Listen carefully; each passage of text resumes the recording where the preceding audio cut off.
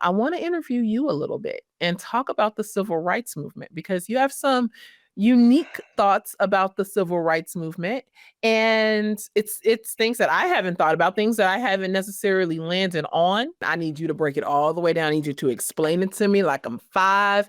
I feel like I'm almost there, but I still need some persuasion and some explanation.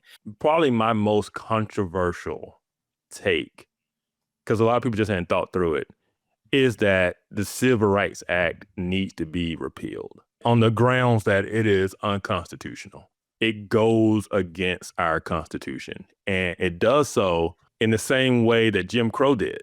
It's not that Jim Crow should have been legal or stayed in place. No, Jim Crow should have gone away. What made Jim Crow wrong? What made Jim Crow unconstitutional?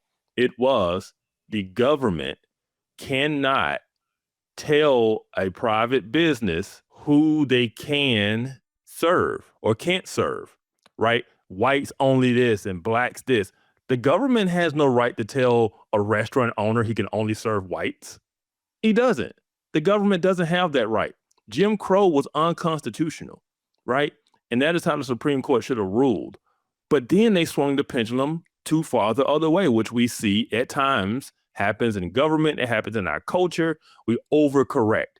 So the Civil Rights Act, it didn't just say the government can't do that. The Civil Rights Act said, okay, now the government says you must serve all of these people. Now, a restaurant, you can't be whites only or blacks only. You must, integrate. You must serve both. You must serve this person. You can't discriminate based on that. You're making the same error just on the other side, because our First Amendment rights gives us the freedom of association, your freedom of speech. Those things are encroached upon when the government then comes in and tells a private business or institution who they can and can't serve or who they must serve. And so on the grounds of being unconstitutional, the Civil Rights Act really should be repealed. And this is how I'll appeal to Christians, because Christians are going to cringe on this. Yeah. Because it didn't just stay with black and white, right? No, that thing lingered. And then all of a sudden the alphabet community came in and started using it and say, oh, you can't discriminate against us based on our whatever, right? Mm-hmm. And so that's when you start getting the baker getting sued for not wanting to bake the cake for the gay wedding, or the florist or the photographer, right? But here's the thing. And a lot of those, they won their appeals based on like a religious exemption, but they shouldn't have needed a religious exemption. They're a private business. They should be able to say, no, we don't do that work, or we don't serve that. They should have the freedom, the God-given freedom to say, this is who our business serves and this is who it doesn't serve. And the government should not be able to come in and say, no, you have to bake that cake, right? It's the same thing with, no, you have to serve those people. But then we're not even consistent. You know how we're not consistent? Because then how is it a all women's gym not the same thing, right? You get your LA because Fitness they're excluding men. Yeah, I want to go work out there. I can't, because it's only for women. It's women only. No men allowed. How is that any different than this is for whites only?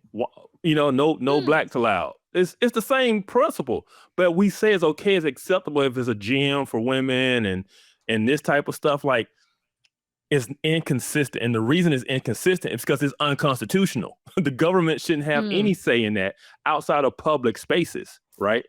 The government should be able to come in. So you're not saying that federal jobs, federal property, or public is completely different. The government owns that sector, right? The government has the right to come in and say, hey, this is the way you have to operate within the public spaces.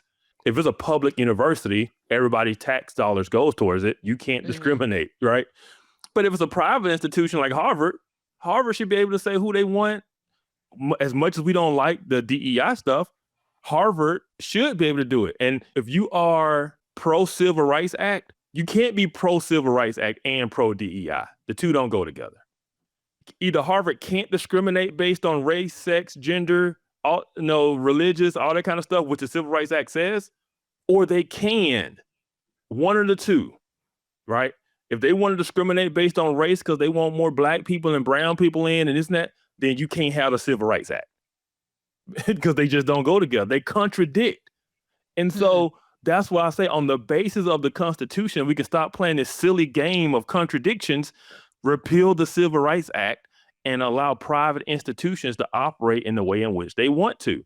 Now, how many people are actually going to do that in terms of, I don't see too many white only restaurants and hotels popping up. I just don't.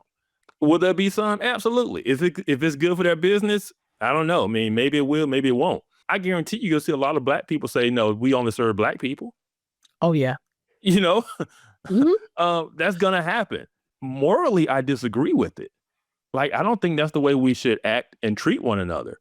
But I don't think the government has the right to come in and tell a private person or private business who they must serve with their own tools and gifts and resources. So then, like an institution like Harvard, because they accept federal money, Mhm.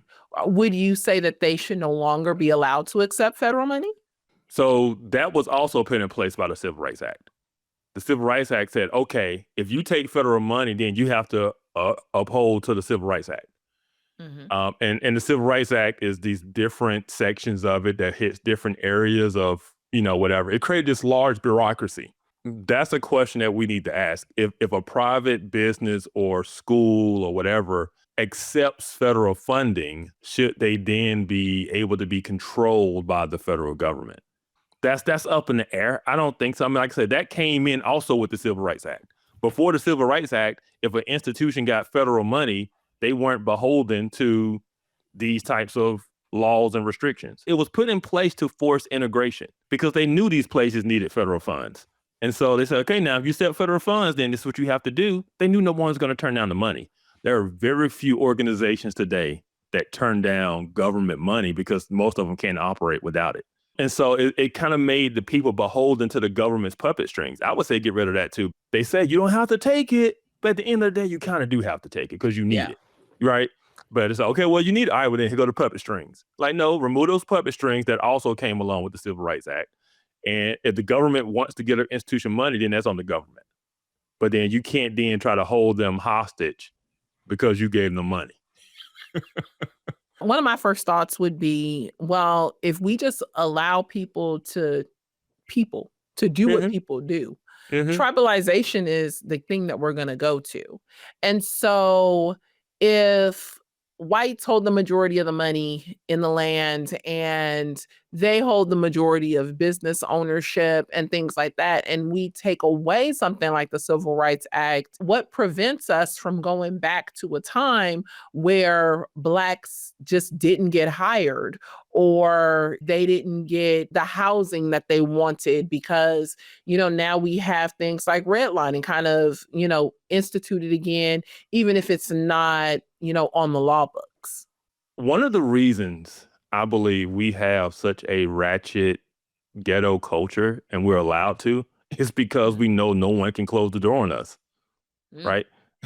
If people mm, can say, nah, we don't fool with that around here. And nah, we ain't gonna let you live around here.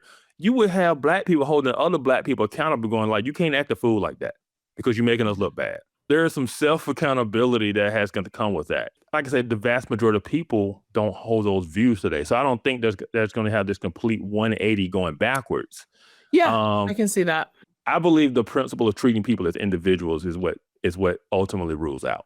And so I don't see us going back. Is it a possibility? Absolutely. But it's one of those things of we can't justify not holding to our own constitution because we want to force certain outcomes. That's the whole point of like DEI, right? Trying to force certain outcomes. We can't social engineer the outcomes we want. That was what was wrong with integration, forced integration, right?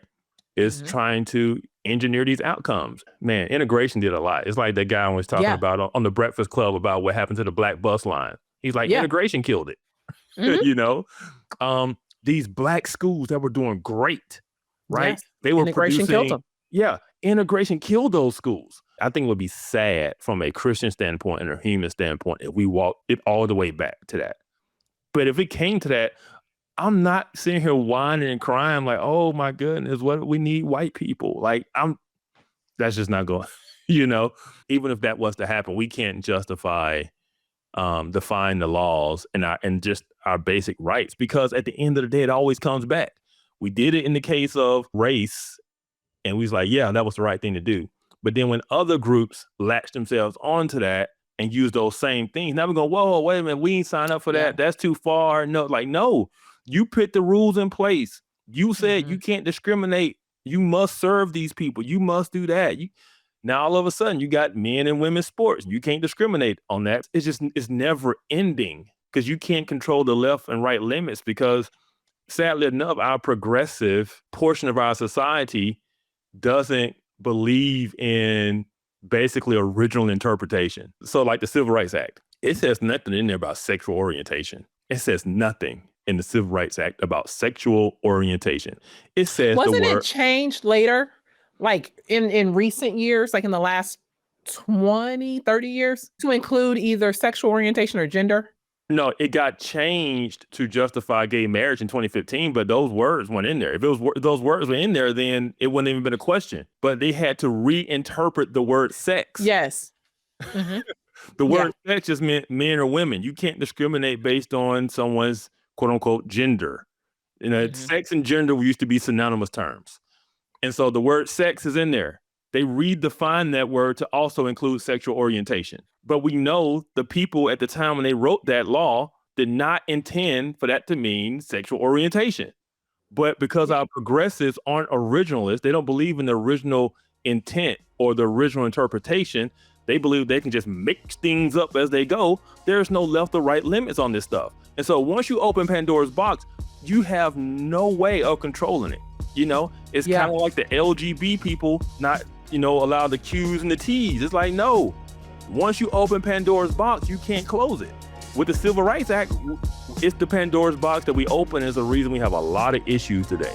Hey, if you enjoyed this content, come check out the Center for Biblical Unity. Download our free ebook, Is Christianity a White Man's Religion? Click on the link in the description below.